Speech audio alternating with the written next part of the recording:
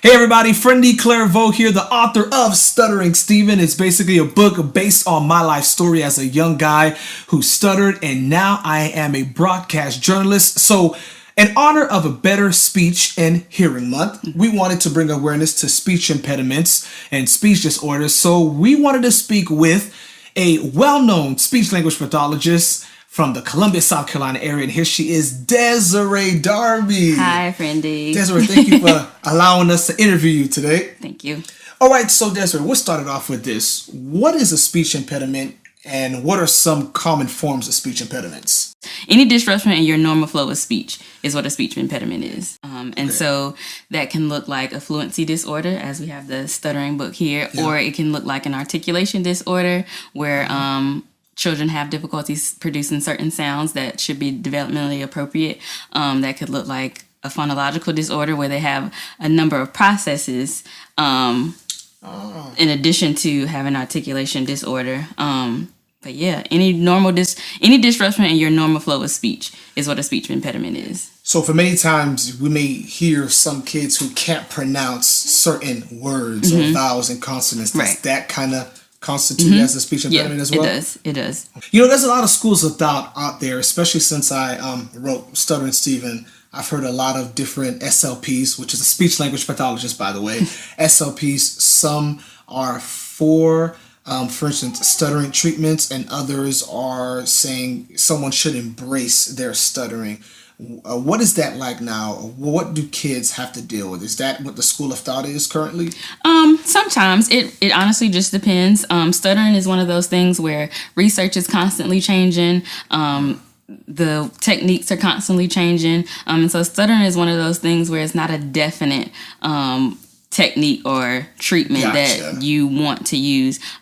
Stuttering has their own little family, as we call it, just like the deaf and hard of hearing. They have their own community. And so in a stuttering community, maybe they want to embrace because that's who they believe that they are. And it certainly is. I mean, it's nothing against them as a person. It has nothing, against them and their abilities. It's just that's something that they have. And so if they choose to embrace it, sure. For those who want it to be cured or want to learn those techniques, of course, we're all for sharing those techniques that we've learned to help them be able to get over that. So as we think about a Better Speech and Hearing Month, what are some things that people should think about? They should think about, what we do as speech pathologists to be able to help children, adults, because when you hear a speech pathologist, most people think that, you teach people how to talk. Right, yeah, that's what some people think. But that's not really what we do. We fall in that category actually of doctors and nurses. We fall somewhere in between there because it's pathology, it's a disease, so it's something that we help treat. And so when you think about when you think about Better Speech and Hearing Month, you want to think about those people who may have a speech impediment, and you want to think about ways that you may be able to help them.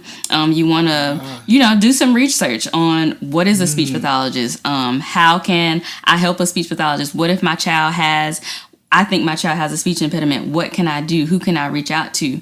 So just thinking about all the aspects that we as speech pathologists work in. We work in schools, we work in hospitals, we work in clinics, we work in rehab centers, we do home health. And so we work in a wide variety of settings. And so just learning what a speech language pathologist is and learning exactly what we do, that would make us feel much, much better. Wow, that's definitely loaded because I've met a number of speech language pathologists. I have family members, speech language pathologists, and you all work very hard. Yes. It's almost like a speech language pathologist is like an unsung hero that nobody knows about. Nobody knows about. Exactly. Nobody knows about. You hear about, like I said, you hear about your doctors and your nurses, you hear about your psychologists and your physical therapists and your occupational therapists. Exactly. But we all work together. That's what, many people fail to understand or really don't see, but our disciplines all go together.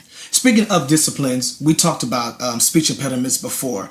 Stuttering is just one form of a speech impediment. Right. And once again, what are some other ones? You can have articulation impediment. You can have a language disorder. When you get to like adults, you can have aphasia, dysarthria, loss of language, loss of memory. Loss of language? Mm-hmm. Really? So yeah. they could just lose. You can just lose your language, and then you have to relearn it all over again. We more so see it in patients who've had a stroke. Okay. So they, it affects a part of their brain, and so then they lose that language, and then they have to, just relearn things all over again. Also with Alzheimer's, we help patients as well who have Alzheimer's as well. All right, foreign languages. How does that come into, I guess, speech development? Growing up, I spoke Creole, French, and English. I'm of Haitian descent, sac passe. Of course, my parents made sure that I spoke all those languages. Can that affect speech growing up? It can affect speech growing up. However, we as speech pathologists know the difference between a disorder and a dialect. And so in your case, if you were to come to us and your teacher said, "No, he's not saying these things right." We look at all of those factors. What's spoken in the home? What's the primary language in the home? Do you know English? And 2, are you having problems in your primary language? If you have problems in your primary language, then maybe yes, you have a speech impediment. But if there's no problems in your primary language, then you just we see that as learning English.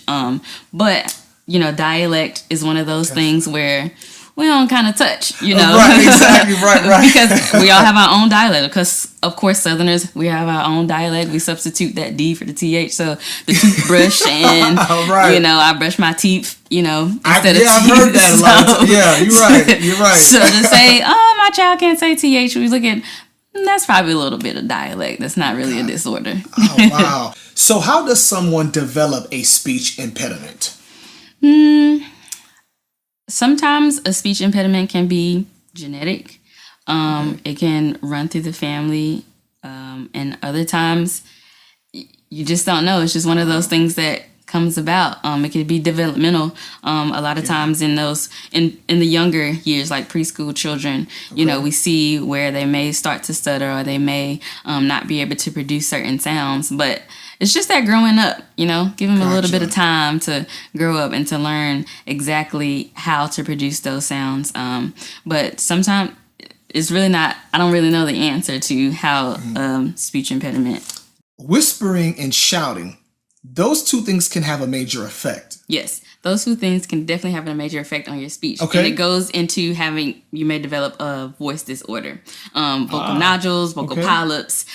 So what our vocal folds act like, they act like rubber bands. Oh, right. And so they abduct, which means they come apart, and then they adduct, which means they go together. And so when we're shouting, if we shout abruptly, this is what our vocal folds are doing. Wow. They're just meeting together when they're supposed to flow at a constant rate like this. And so when you think about your Baptist preachers, and they're like, "Say yeah!" Or, we've all experienced some of that. Yeah. And so they get that constant hitting. So just imagine punching your hand constantly all day long. That's interesting. Your hand's going to turn red. Your hand's going to start hurting. Right. And that's what happens to our vocal cords. And then when you think about whispering, you may think you're saving your voice or on vocal rest. But even if you're on vocal rest, that means don't talk at all. So don't go around whispering because, like I said, our vocal folds are supposed to do this, but when we whisper, we don't give them a chance to expand the way they're supposed to and come back together. They just remain at this spot like this, and so it can still, it's called using a habitual voice, so a fake voice.